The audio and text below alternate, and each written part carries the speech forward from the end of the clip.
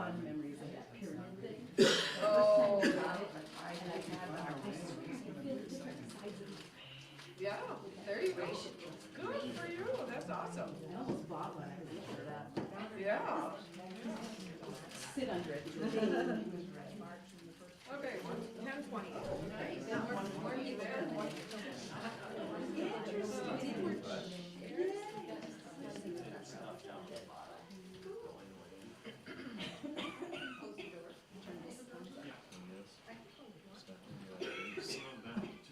Oh, you need an assistant, don't you?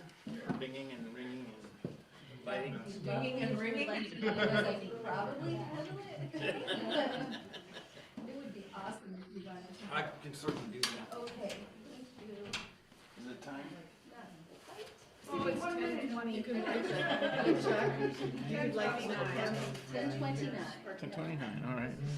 right there. And we still have people recording. Yeah.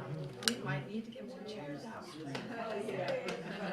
Oh, this cold day, but I haven't seen until that's where you're on it.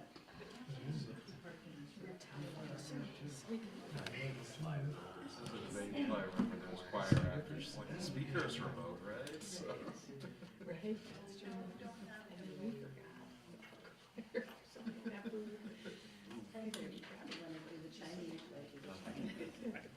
Chinese, get a couple there.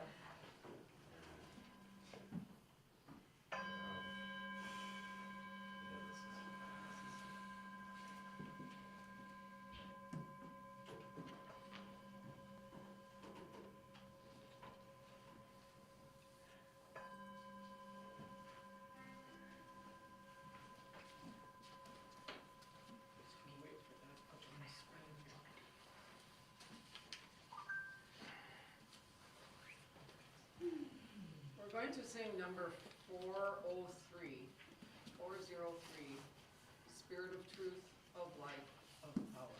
It's up on the screen. Play through it.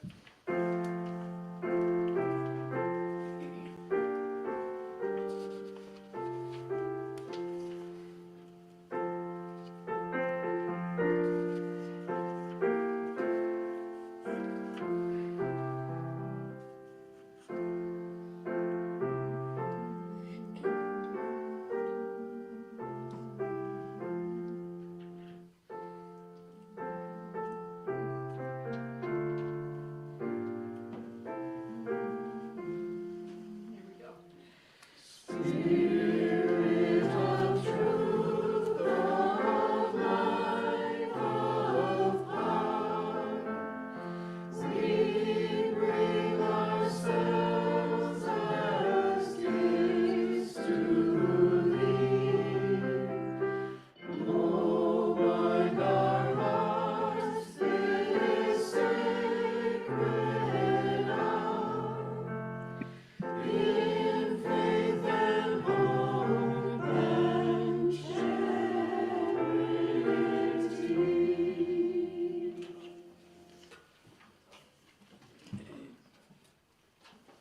Good morning.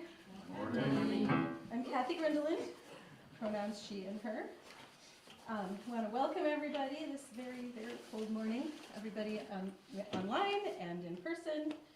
And guests, we have new guests today, which is awesome. For everybody to know, there's a restroom down the hall, in case people don't know that. We also have an offering, we don't pass an offering plate, but we have a little basket at the back by the sign-in area for donations. We also take online, you can donate online right there or go to our website. And we have a change for change jar back there for pocket change for charity, back with the treats that are for later. We do try to keep the service to an hour. Sometimes we go over. If you have to go, please go. As Brian says in the script here, no hostages. I'm the service leader for this month, and our usual minister, Brian, is off this week, but he will be back next week. And he did this thing, so I'm trying to follow it. We'd like to welcome Reverend Dr. Dean Seal online. Today he will be presenting Dr. King Calls Us to Resist is the program for today.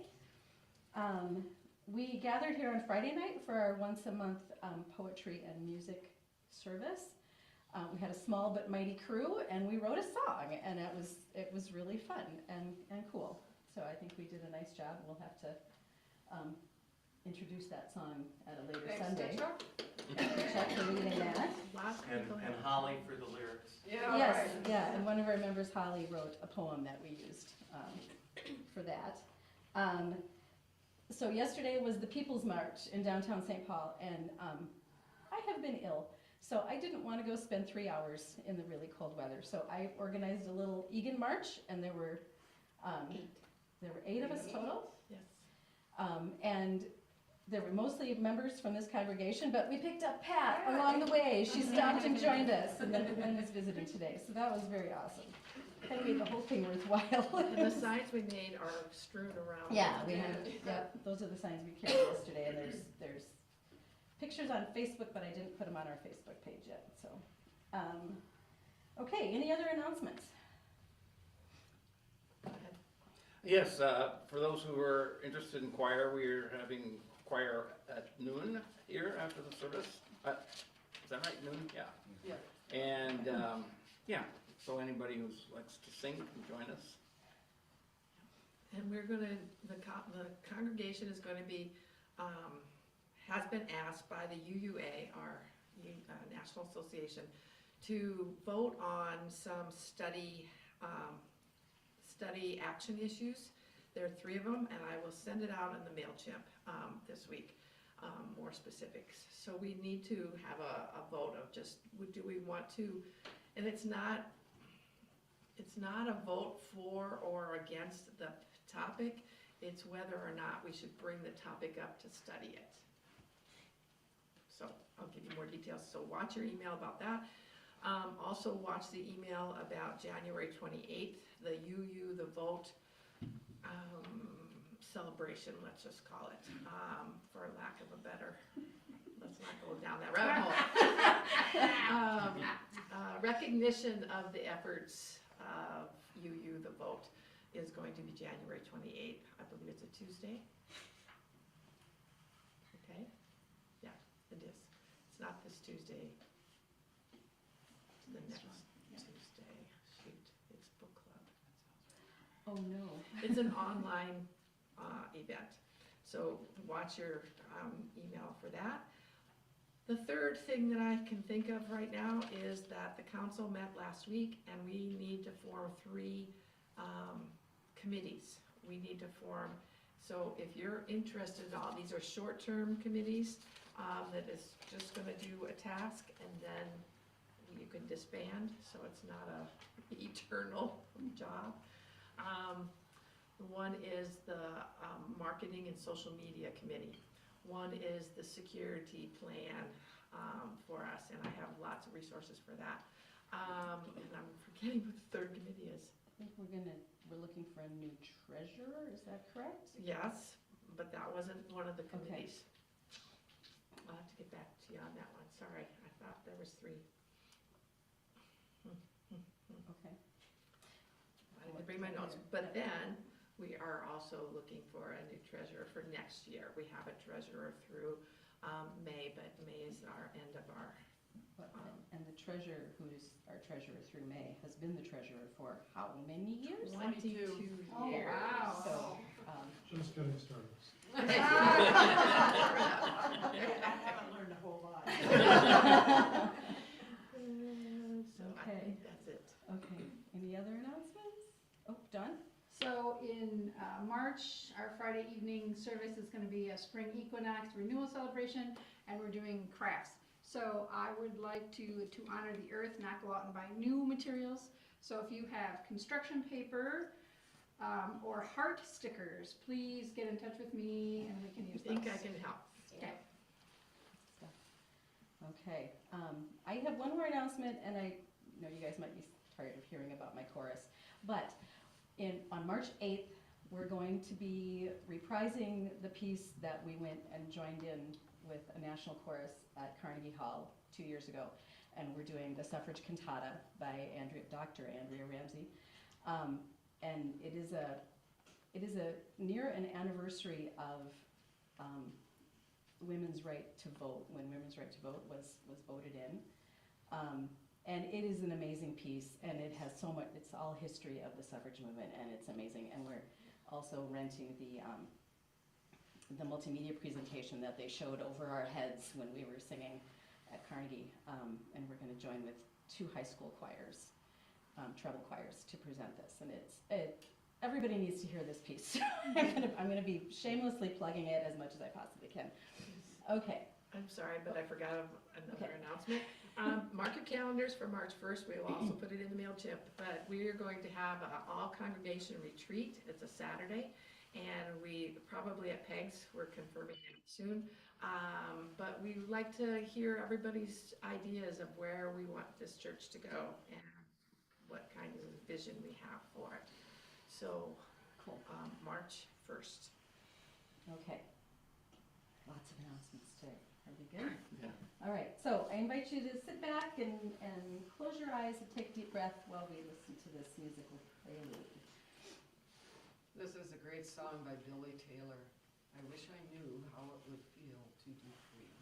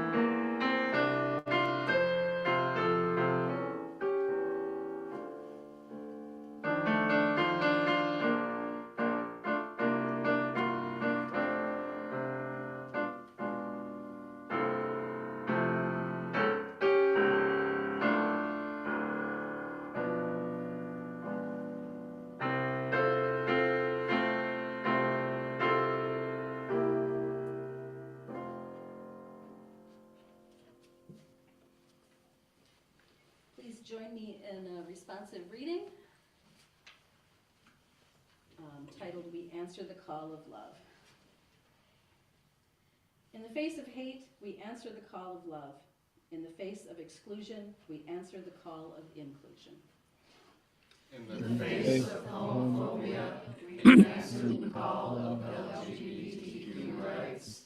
In the face of racism, we answer the call of justice for all races. In the face of xenophobia, we answer the call of pluralism. In the face of misogyny, we answer the call of women's rights. In the face of democracy, we answer the call of reason. In the face of religious intolerance, we answer the call of diversity. In the the face of narrow nationalism, we answer the call of the global community. In the face of bigotry, we answer the call of open-mindedness. In the face of despair, we answer the call of hope. As Unitarian Universalists, we answer the call of love, now more than ever. Therefore, in the spirit of resistance, we light this chalice together and say, May the light we now kindle inspire us to use our powers, to heal with love, to help with compassion, to bless with joy, to serve you, Spirit of freedom, in the fullness of community. and we will now sing our opening hymn, number 121. Please rise as you are willing and able.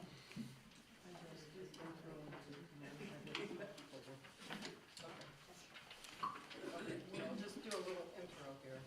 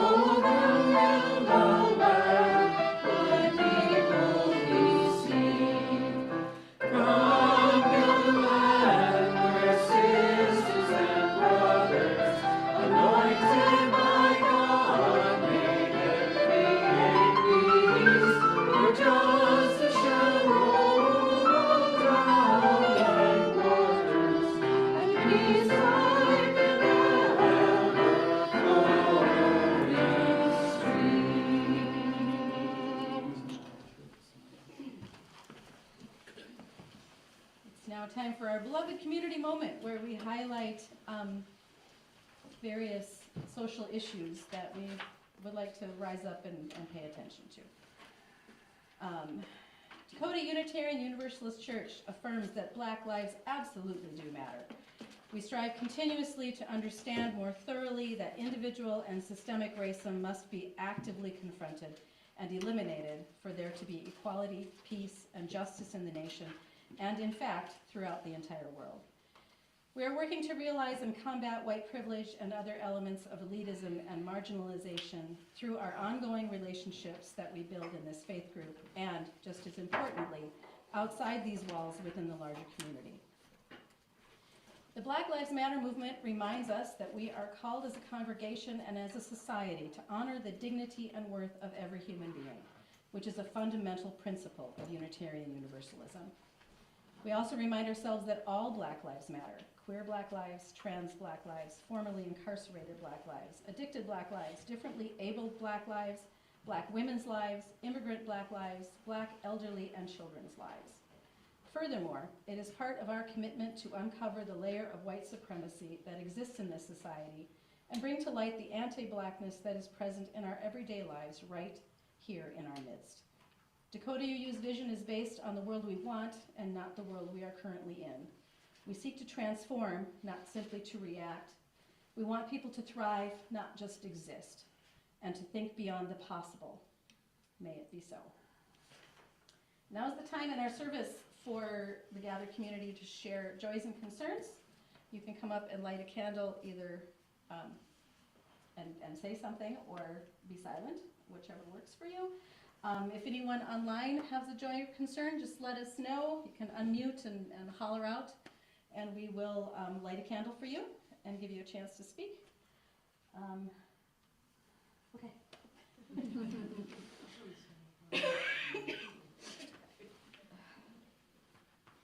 Go ahead and start since I'm right here. Our youngest son Rob's birthday was this last week, and he turned 33. I actually had to ask people what year he was born last night when we gathered. It was like, okay, hello. Should be able to figure this out. The math wasn't math. Math wasn't math. Yeah.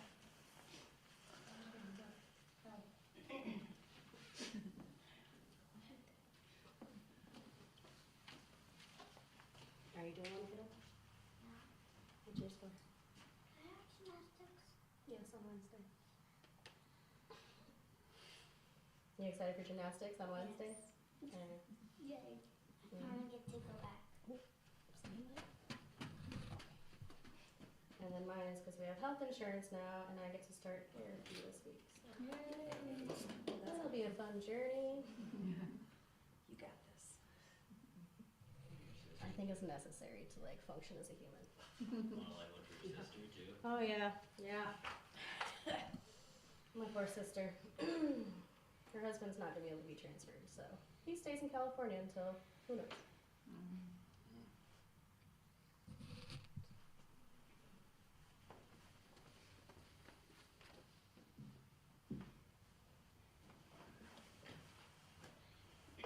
I have a joy and concern. Go ahead. Go ahead, Amy. Okay. I have a joy in being with all of you on today and past Sundays. And concerns right now are for various health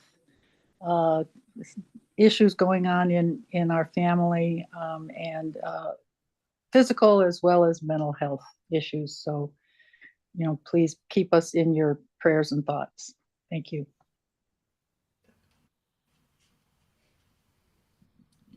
This is for a friend of my husband's, is one of his former college roommates, who is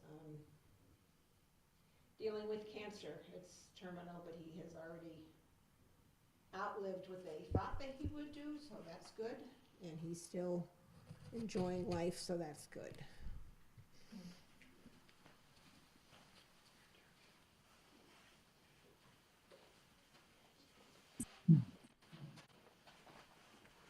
So this is a joy. I performed with a new symphony orchestra called Twin Cities Gamer Symphony Orchestra last Friday. Yeah. And also downstairs So good to see you. And we had a huge success. Like at one point we had 400 people in that hall, including 50 musicians, and 150 people watched the online. So next concert will be May 16, Friday night. It's for free concert and be a lot of fun to listen to the music there. Awesome. And it's all video game music, right? Yeah, the music written for the video games, but they are to me it's like some of the best like a movie soundtrack kind of quality of that good.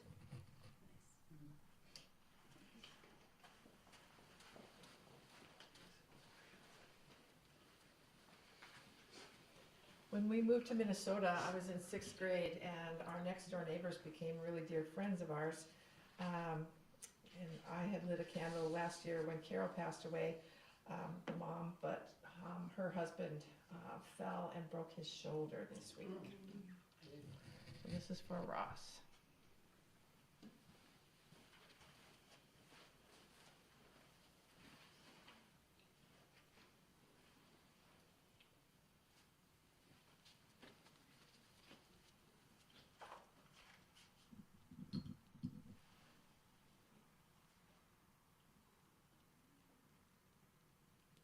This is for my grandma, who is still recovering from pneumonia, but it sounds like got COVID in the care facility. Supposedly she's currently asymptomatic, but it's still concerning.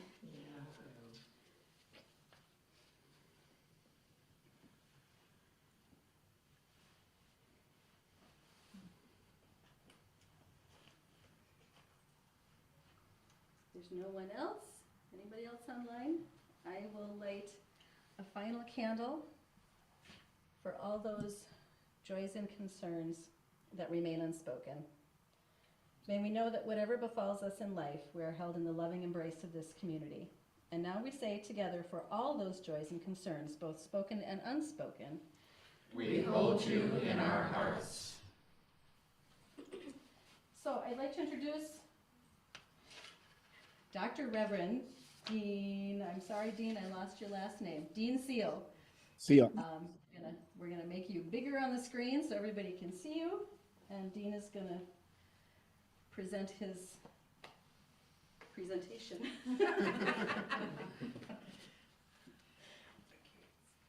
Good morning to you all. Good morning. First, I'm going to read an edited reading from the Gospel of Matthew. This is Jesus talking. Therefore, I tell you, do not worry about your life, what you will eat, or about your body, or what you will wear. Is not life more than food, and the body more than clothing? Which of you, by worrying, can add a single hour to your lifespan? Therefore, do not worry, but seek first the kingdom of God, the kingdom of righteousness. And all these things will be given to you as well. So do not worry about tomorrow, for tomorrow will bring worries of its own. Today's trouble is enough for today. Amen. I want to thank you for inviting me here to speak on this Dr. King Sunday. Pastor Brian and I were fellow students at the seminary, and we bonded over Dr. King's dedication to social justice. Brian was UCC at the time, United Church of Christ, and is now a Unitarian. I was brought up as an ALC Lutheran, the liberal wing, and I am now a PCUSA Presbyterian, the liberal wing. But all four of those denominations share a commitment and dedication to advocating for justice in an unjust world. The Unitarians are famous for it, and I'm honored to be here among you. The national holiday dedicated to the Reverend Dr. Martin Luther King Jr. has been celebrated for 39 years as of tomorrow, which is how long Dr. King was alive. And this year, the planets have aligned to make it fall on the day that Donald Trump is inaugurated as president once again. That's called truth in paradox. And I'm worried. As my great auntie Bess Torgerson used to say, if you aren't worried, then you're just not paying attention. I've preached about 450 sermons, and one thing I find is that I end up preaching the sermon that I need to hear. And right now, I need to hear about how to deal with the anxiety that I'm experiencing about the oncoming collision of American ignorance with actual reality. When I'm feeling overwhelmed by the news, I have to find a way to get up and keep the ball rolling. I have struggled with depression when times are good. How do we deal with the cascade of news facing us when times are bad? Well, people of faith have spiritual resources to draw upon. We need to engage our spiritual imagination. Unitarians can draw from many different traditions. It's very pragmatic. I'm not a Unitarian, but I'm an interfaith guy, and I learned that from Dr. King. Many people don't know that Dr. King considered becoming a Unitarian for a while because he appreciated the theology of it. But he said, I can't build a movement with just Unitarians. He wasn't wrong. The numbers aren't there. His goal was to try and break legal segregation. And the core truth is that the problem of segregation and racism were created largely by Christians. The Ku Klux Klan is a Christian organization. The Christians are the problem, and progressive Christians have to be at the center of the solution. But King was profoundly influenced by his exposure to Unitarian ideals. And Unitarians were very much a part of the civil rights movement. One Unitarian was killed in the Montgomery bus strike. King was both ecumenical and interfaith. Now, these are technical terms, and I need to define them. Ecumenical means when Christian faith traditions are working together, like Catholics and Lutherans and Presbyterians working on housing issues or a food shelf. They didn't always work together. The 100 Years' War was about Catholics and Lutherans fighting wars over how to serve communion. And interfaith work means Christians working with non-Christians, Jews and Muslims and Buddhists and humanists and Unitarians and Native Americans and Hindus working together. Like Dr. King teaching Gandhi, who was a Hindu. So I chose to be ordained to interfaith work. I focus on a discipline based on Jesus and Dr. King, and I love to take the wisdom from other faith traditions, just like a good Unitarian. So, what we have in front of us is a very uncertain future. And I have to remind myself, Dr. King had a very uncertain future many times too. When Trump won the first time, the despair expressed by guys like me was met with some skepticism by Black activists.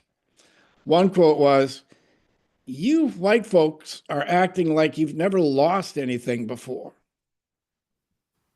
So we need to draw on our shared history with the civil rights movement and its tradition of resilience. There was an early voting organizer named Fannie Lou Hamer, a dirt poor sharecropper who decided she was going to register to vote in Mississippi. Hamer suffered immediate consequences from defying white supremacy.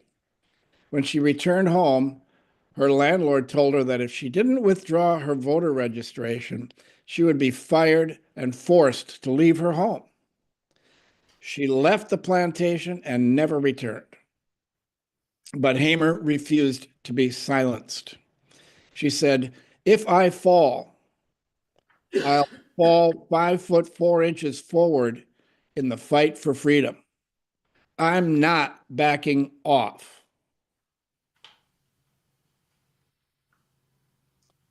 We can draw courage from these lessons of our own history. The rise of right-wing extremism has been a surprise to many people, but not so much for historians. John Meacham, the famous historian, was speaking to Jon Stewart. You can look that one up on YouTube. He says historical perspective is useful and valuable in a time like this. Dr. King insisted that we follow the Declaration of Independence, that all men are created equal, even though by 1789, enslaved Africans counted as 3/5 of a person and could not vote in the Constitution. Meacham reminds us that most of our history has been out of compliance with the Declaration of Independence. 1965 was the first time we were in compliance. End quote. The passage in that year of the Civil Rights Act, the Voting Rights Act, and the Immigration Act gave us a democracy based on multicultural equality for the first time. But the Supreme Court has gutted the first two in 2021. We had 56 years of compliance. This last election reminds us that the Democratic Party has not won the white vote since 1965. The fear among white voters is that white males are no longer the default setting to hold power. And that is the basis for panic for them.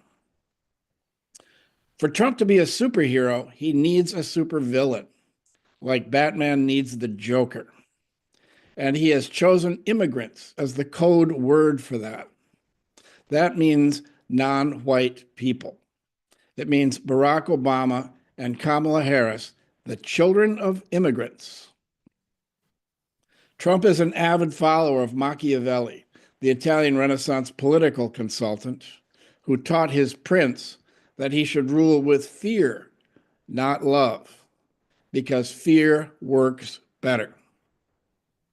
Trump has said out loud that fear is how he exerts power. And it seems to work. His voters are scared of many things, and the people who join him are afraid that if they don't do what they're told, they'll end up like Rudy Giuliani, broke and out of work. They forget that Rudy Giuliani got that way by doing what he was told. None of this is new. We can trace one stream back to Speaker Newt Gingrich. In 1990, he circulated a memo called Language, a Key Mechanism of Control. Quote, the paper urged Republicans to refer to Democrats with vocabulary like corrupt, cheat, disgrace, endanger, failure, hypocrisy, intolerant, liberal, lie. That's about half the vocabulary list.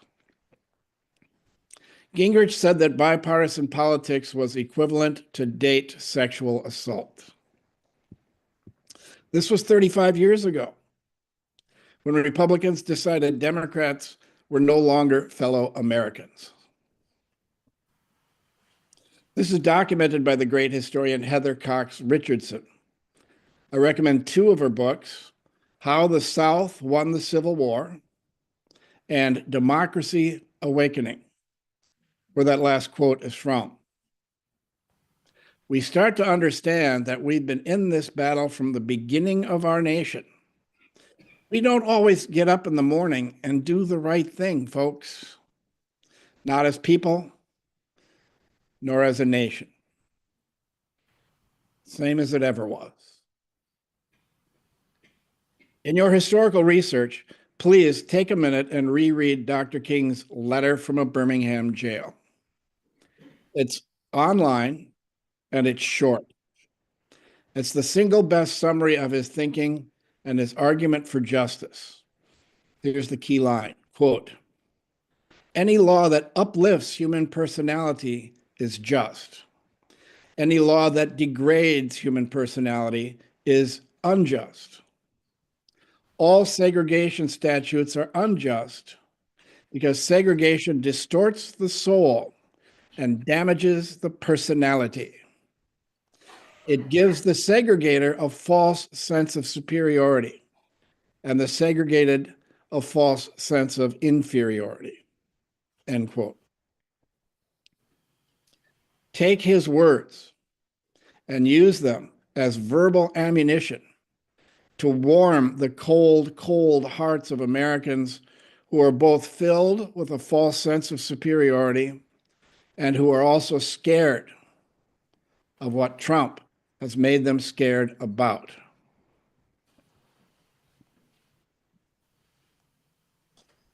In the last week of his life, Dr. King said, there must be a recognition on the part of everybody in this nation that America is still a racist country. Now, however unpleasant that sounds, it is the truth. And we will never solve the problem of racism until there is a recognition of the fact that racism still stands at the center of so much of our nation, and we must see racism for what it is. End quote. But let's get one more piece of history clear. Trump had a little more than 77 million votes. Kamala Harris had just under 75 million. So he won by 2 million. And there were 5 million fewer voters in 2024 than there were in 2020. That means either people did not care enough to vote or their votes were repressed. The resistance to the swarm of disinformation and racism was fading by election day. Exhaustion is a very real problem, and Trump is counting on it. This means we all have to step it up. We all have to put on our big kid pants and get back in it. We don't know what's coming. No one can predict the future. It might not be as bad as we fear, but we have to be ready. We have to push back. We have to be the resistance. We have to do what we can with what we have where we are. And it starts with self-care. That little stuff matters now more than ever.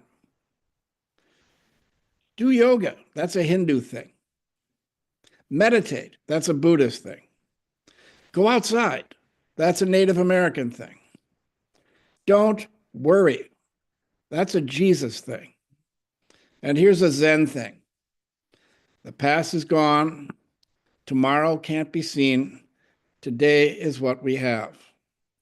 Seize the day and hang on with both hands. Here's a brief quote from Dr. King.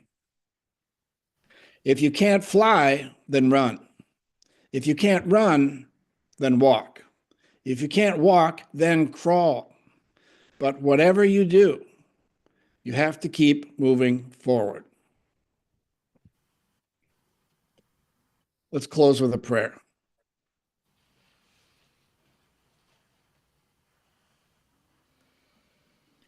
Dear Creator, infuse us with a jolt of spiritual imagination to connect us to the millions that want what is best for the world. Help us to link arms and keep moving forward. All this we ask in your name. Amen.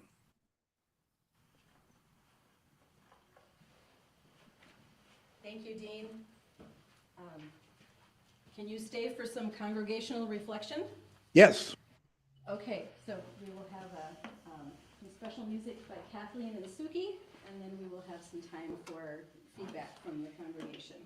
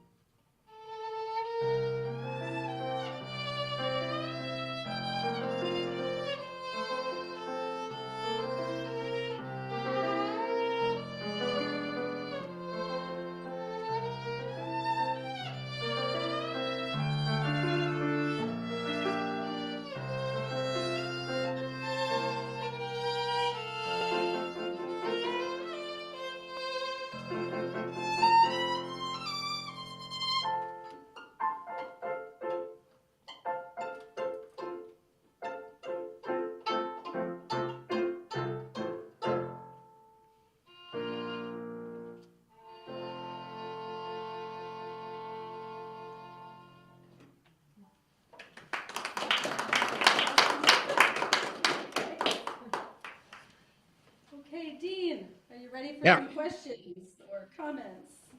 Okay, anybody who has anything to say, go for it.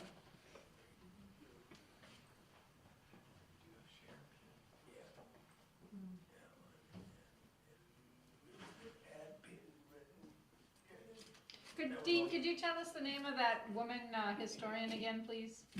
Rachel? Heather Cox Richardson. Heather Cox Richardson. Okay, thank you. You can sign Yeah. up for her emails. Yeah. She's got a Substack. She sends out a newsletter every day. She's done a lot of videos too, and she's really clear, really lucid, and really great. Yeah. Yes, I can attest to that. My husband Tony, he reads Heather Cox every day and sends her messages out. She's amazing. And I agree with that. I heard her on whatever the British, radio yesterday. Just telling it like it is, She just came right out and said everything Trump does is for his own gain and his friends, period. And what we have to do, but puts it in the long perspective. But Dean, I just want to thank you. Right away I thought, okay, I gotta have paper and pencil because I think I'm gonna need some notes on this.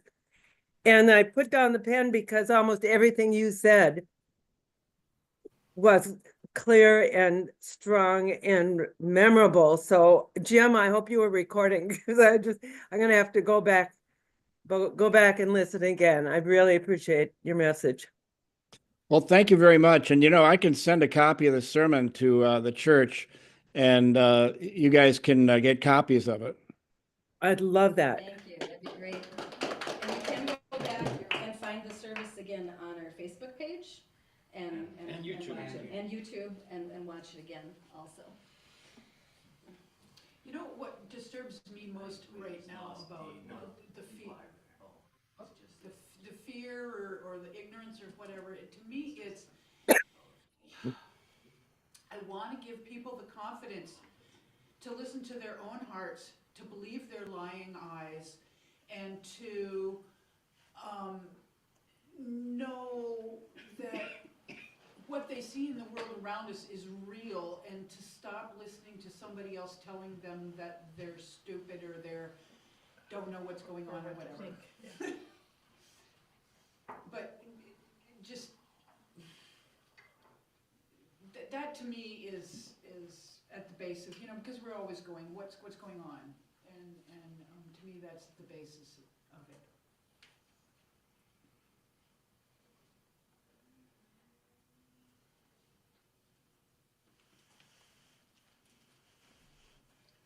Dr. Seal, or Rev. Dr. Seal. Yeah. I'm reading this incredible book by Valerie Carr, K-A-U-R. She's Okay. a Sikh, and that's another religion and group of people that have been persecuted, especially after 9/11. I highly recommend this book. The Thank title you. of it is See No Stranger, a memoir and manifesto of revolutionary love. Nice. Yeah. That sounds really cool. Yeah, it's a very good book. The Sikh traditionally wear turbans, and so they become target. Well, that's what happened after 9/11 because of the turbans. Yeah. Americans assumed they were Muslim. Yeah, and they're not. Shooting them, and, yeah.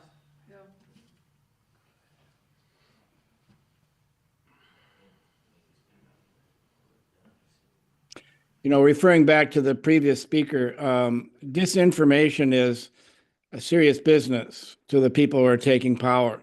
And one of the problems is if people start believing the truth about, Trump says he's a successful businessman, but he was a very unsuccessful businessman. But if they admit that, then they have to admit that the whole edifice can collapse. So it's really hard to get people out of the framework of disinformation. And it really can only be done one person at a time. Well, that's what I said. You try to give people the confidence to. Yeah. What can you do on a daily basis? But isn't it ironic that you're trying to give them confidence to not believe what they've been believing, and that's not gonna be confidence building. Exactly. Vicious cycle. Well, and there is actually a physiological problem with people trying to change their long-held beliefs. Yeah. I mean, we look back at it was especially prevalent with people with the whole immunization causes autism thing. And firmly held beliefs get just locked into your brain. And it's really hard to change them. And I was one of those people. So I have to remind myself constantly, no, that's not the thing. And I talk to people who believe that, and I'm like, no, it was debunked, it's not a thing. But it's still my knee-jerk reaction is that immunizations equal So I'm sure that is the same with folks who think that Trump is a fabulous guy. They're not gonna change their minds easily. That's not what I'm saying, though. I'm not Oh, saying I'm not that arguing I'm with going you. to challenge their beliefs. I'm Right. just saying somehow, and I don't know how to do it. I wish Yeah. I did. Yeah. To give people the confidence to just look around them and to believe that. Yeah. And I don't, like I said, I don't know, but I'm not talking about going in and telling someone that they're wrong. But that's how they're gonna get to, that's where they're gonna get to if they start to look around. Hopefully. Right? Hopefully they're gonna be able to Well, change that's that. wrong then. I just don't, it's just Yeah. a sticky. Refer Sticky to wickets. refer to daily basis what I can do. Right now, I'm more like intentionally my behavior on my media consumption. So right now, I actually download a what do you call it, extension? It's called Unhook. So when I go to YouTube, they use that thing. It stop giving me the shorts, stop giving me all the recommendation. So my homepage of my YouTube, because I do music, I have to listen to all that kind of recordings, right? So I cannot say I quit YouTube. But with that help, right now on my YouTube, it's black. Nothing really pops up because I know once I watch one clip about any topic, they're gonna feed you more stuff. Right. So right now, when it's YouTube, it's all black. It's only my history and the channel I follow. So I feel give me a lot of serenity and calm during the day. So I highly recommend if you. So that's something I will continue doing. Just be mindful how I consume the media. What's that called? Unhook. Unhook. Unhook. Yeah. And it's a Google extension? Chrome. Chrome, yeah. Chrome. Yeah, if you use Chrome. Yeah. Cool. It's really smart to. It's really smart to monitor your media consumption. In our house, sometimes we say we're going to take a media blackout for a couple days because we just have had enough. But it's easy to doom scroll, as they say. But this resistance to hearing factual information is really widespread. There's a movement against teaching history, teaching American history, if it makes the students uncomfortable. So when I was growing up, I did not know that 38 Native American Dakota prisoners of war were hung in Mankato in 1862 after the Dakota War. And I didn't learn that until I was in my 50s. And the more I learned about it, the more astonishing it was. It turns out that a lot of them were Presbyterians, and that the death song they were singing on their way to the gallows was a Presbyterian hymn that had been translated. So when you hear the phrase, that's hard to believe, it's true. It is hard to believe. But, I didn't learn about the Tulsa massacres, the Black Wall Street massacres in Tulsa, where American Army planes were bombing the black neighborhoods. I didn't learn about that until 4 years ago. So there's a institutional resistance to learning difficult truth. So it's not just because people are weak or ignorant. It's because our system works against learning. And we have to work against that by teaching. And the media doesn't cover things like the Sikhs being shot and killed after 9/11. They don't cover that. Nope. So people won't know it if they don't. The media only shows you what they want you to see. Exactly. Yeah. Yep. Who is they? The owners of the People making media. money. Yeah. Who is they? Well, Okay, I am mindful of the clock, yep. and we can continue this discussion over treats later. And so I have a sending insight.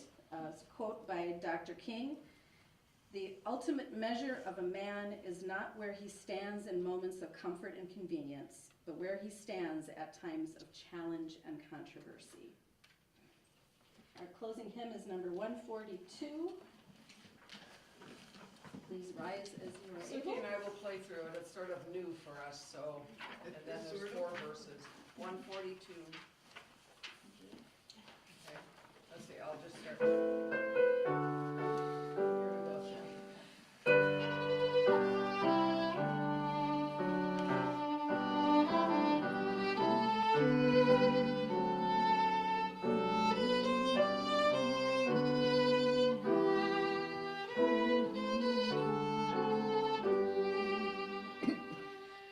Let there be light, let there be understanding,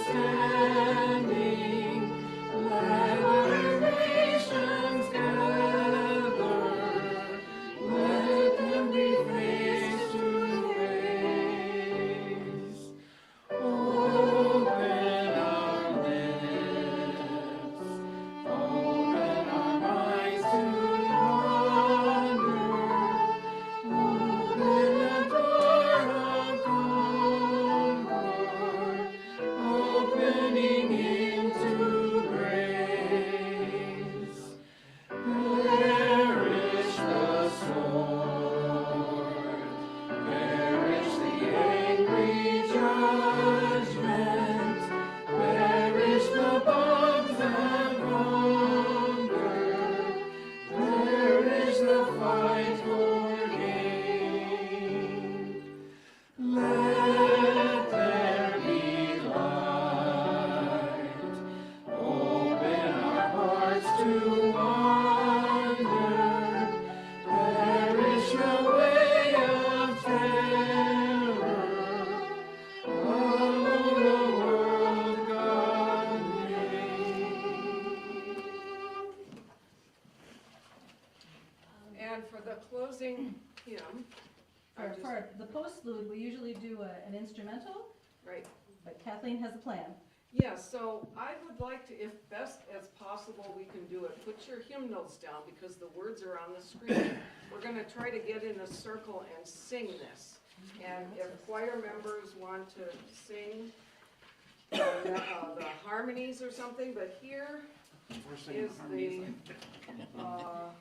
I think we put it down a whole step. So the melody is.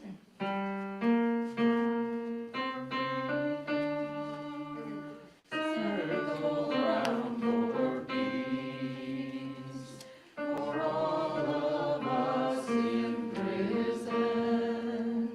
Circle for release, circle for the planet, circle for each soul.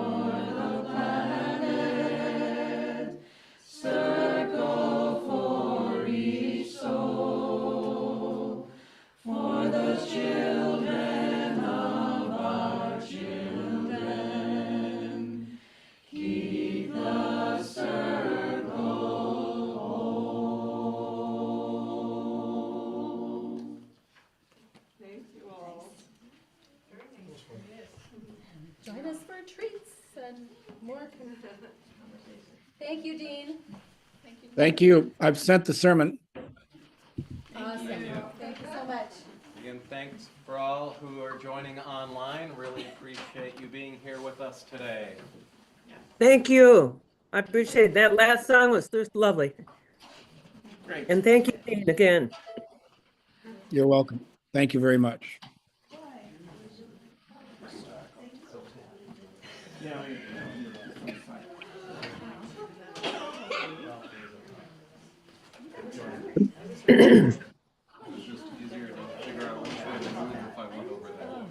Hi, Annabelle. It's fine, no, it's fine. It's just one of those like. I think it's hard to remember I that. can do this all day, to look back at there, or I can go that. I don't know, there's not quite 36, it's probably like 30. And didn't you tell me there were 22 in this room? So I figured they're,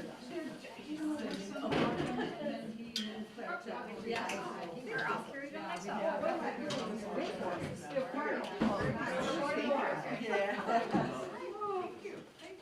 I will totally eat these if you don't. Okay, they're a warning. Once you all open them, they're sticky. So you get sticky fingers.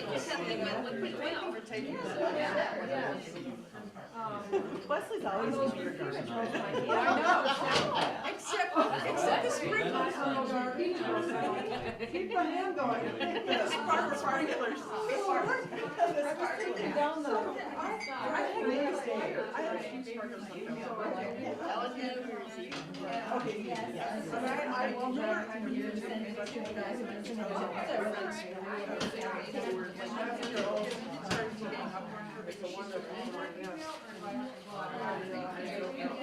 So I've just been going through a situation where, okay,